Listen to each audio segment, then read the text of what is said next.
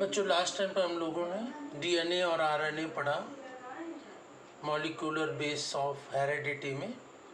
और DNA genetic material है, और इसके पश्चात डीएनए के फॉर्म्स क्या क्या होते हैं, डीएनए के स्ट्रक्चर कैसा होता है, और इसके बाद आरएनए में पढ़ा था आरएनए का स्ट्रक्चर कैसा होता है और आरएनए कितने प्रकार के होते हैं, उनका डिस्क्रिप्शन लास्ट टाइम पर हम लोगों ने डिस्कस किया था। उसी के आगे आज हम लोग आगे डिस्कस करते हैं कि जो डीएनए आरएनए में हेरिडिटी आनुवंशिकता जो है मॉलिक्यूलर बेसिस में, इसका सेंट्रल डोग्मा,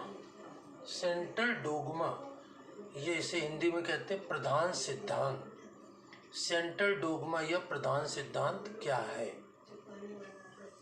तो सेंट्रल डोग्मा या प्रधान सिद्धांत इसका क्या है? इसके में एक्सप्रेशन ऑफ जेनेटिक इंफॉर्मेशन, जो आनुवंशिक सूचनाएं होती हैं, ये सूचनाएं एक पीढ़ी से दूसरी पीढ़ी में कैसे पहुंचती हैं, इनकी सांकेतिक भाषा क्या होती है, इसको हमें समझना है।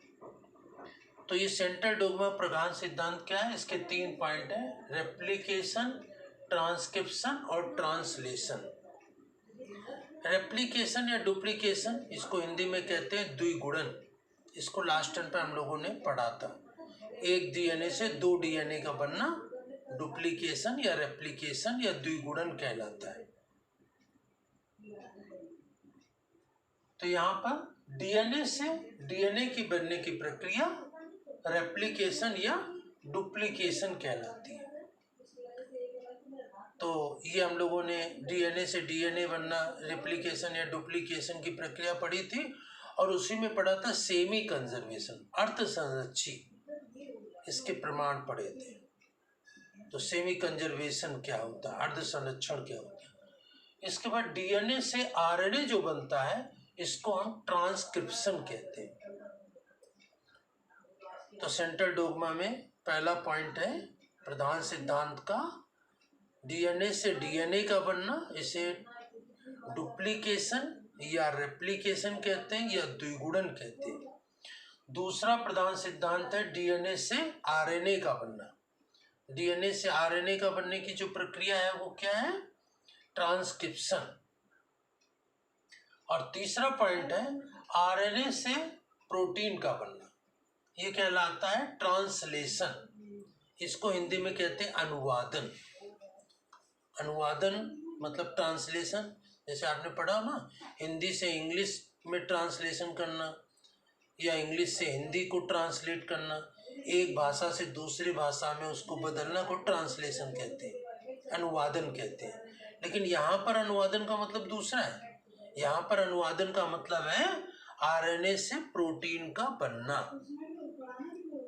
तो ये भी एक भाषा में परिवर्तन है। उसकी भाषा को हम लोग समझते हैं कि कैसे ये भाषा होती, किस तरह की समझेंगे, कौन सा जीन किस लक्षण को एक पीढ़ी से दूसरी पीढ़ी में लेके जा रहा है, वो समझना होता है। तो ये ट्रांसलेशन या अनुवादन का मतलब आरएनए से प्रोटीन का बनने की जो प्रक्रिया होती है, इसे अनुवादन या ट्रांसलेशन कहते हैं। तो सेंट्रल डोग्मा के प्रधान सिद्धांत के ये 3 पॉइंट होते हैं: डुप्लीकेशन या रेप्लिकेशन, जिसमें डीएनए से डीएनए बनता है, फिर डीएनए से आरएनए बनता है, इसको ट्रांसक्रिप्शन कहते हैं, आरएनए से प्रोटीन बनती है, इसको ट्रांसलेशन कहते हैं।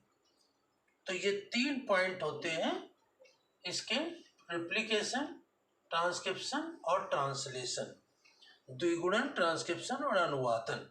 ये आपको अच्छी तरह से ध्यान रखना है। इसमें डुप्लीकेशन या रेप्लिकेशन हम लोग पढ़ चुके हैं, और हमें 2 प्रोसेस अब पढ़ने हैं अलग अलग टर्म पर। कौन कौन से? ट्रांसक्रिप्शन और ट्रांसलेशन। तो ये एक प्रोसेस बड़ी है, इंपॉर्टेंट भी है। ट्रांसलेशन किसे कहते हैं, अनुवादन, इसकी प्रक्रिया समझाइए, लॉन्ग क्वेश्चन के रूप में आता है, इसको हमें समझना। इसी तो वो अलग नेक्स्ट टाइम पर देखेंगे। फिलहाल हमने सेंट्रल डोग्मा क्या होता है वो बताया। इसके बाद देखेंगे बीडल एंड टाटम। ये 2 वैज्ञानिक हैं, बीडल और टाटम, ये 2 वैज्ञानिक हैं। बीडल और टाटम ने क्या दिया, 1 जीन 1 एंजाइम हाइपोथेसिस दी। 1 जीन 1 एंजाइम मतलब एक जीन के द्वारा एक एंजाइम बनता है, एक जीन के द्वारा एक एंजाइम का नियंत्रण होता है, बनता है, उस पर कंट्रोल होता है, ये बताया बीडल और टाटम ने। लेकिन बाद में देखा गया कि एक जीन के द्वारा जो एक एंजाइम बनता है, तो एंजाइम डायरेक्ट नहीं बनता है, उसमें पहले क्या बनता है, पेप्टाइड बनते हैं, और ये पेप्टाइड आपस में बहुत जुड़ करके एक लंबी श्रृंखला बना लेते हैं, जिसे हम कहते हैं पॉलीपेप्टाइड। फिर उसके बाद जीन बनता है। तो पहले क्या बनता है, पेप्टाइड बनते हैं।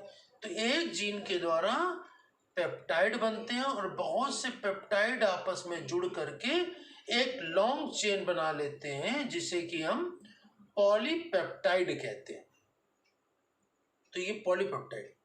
तो पहले तो बीडल और टाटम ने सिद्धांत दिया 1 जीन 1 एंजाइम हाइपोथेसिस। हाइपोथेसिस परिकल्पना। परिकल्पना क्या होती है, परिकल्पना हाइपोथेसिस का मतलब जो कल्पना से भी परे है। कल्पना से भी परे मतलब कि जिसको कि हम प्रयोगशाला में प्रयोग के द्वारा सिद्ध नहीं कर सकते, इसे हम कहते हैं हाइपोथेसिस या परिकल्पना, जो कल्पना से भी परे है, प्रयोगशाला में सिद्ध नहीं कर सकते। और जब हम सिद्ध कर देते हैं किसी चीज को, तो वो हाइपोथेसिस नहीं रह जाती। हाइपोथेसिस किसे बदल जाती, थ्योरी में, सिद्धांत में। जब हम प्रयोग द्वारा सिद्ध कर देते हैं, तो ये प्रयोग द्वारा भी सिद्ध नहीं है, तो ये हाइपोथेसिस है, परिकल्पना है। तो बीडल और टाटम ने सिद्धांत दिया, हाइपोथेसिस दी क्या, 1 जीन 1 एंजाइम हाइपोथेसिस। एक जीन से एक एंजाइम बनता है, नियंत्रण होता है। लेकिन बाद में देखा गया कि एक जीन के द्वारा एक पेप्टाइड बनता है, वो जुड़ करके लॉन्ग चेन बना लेते हैं, तो पॉलीपेप्टाइड हो जाता है। तो बाद में इसका नाम बदल गया 1 gene 1 polypeptide hypothesis. 1 gene 1 polypeptide hypothesis.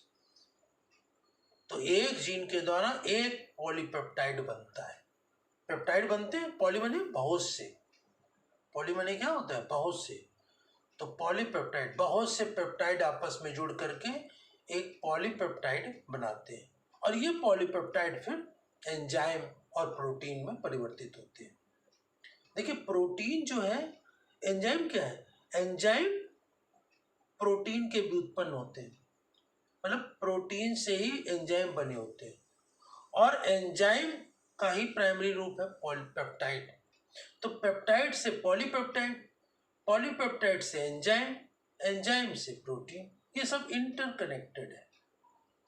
तो इस प्रकार से इसमें ये बीडल और टाटम ने दिया 1 एंजाइम 1 जीन 1 एंजाइम हाइपोथेसिस, जो कि बाद में बदल गया 1 जीन 1 पॉलीपेप्टाइड हाइपोथेसिस। हाइपोथेसिस को ध्यान रखेंगे, इसको हिंदी में कहते हैं परिकल्पना।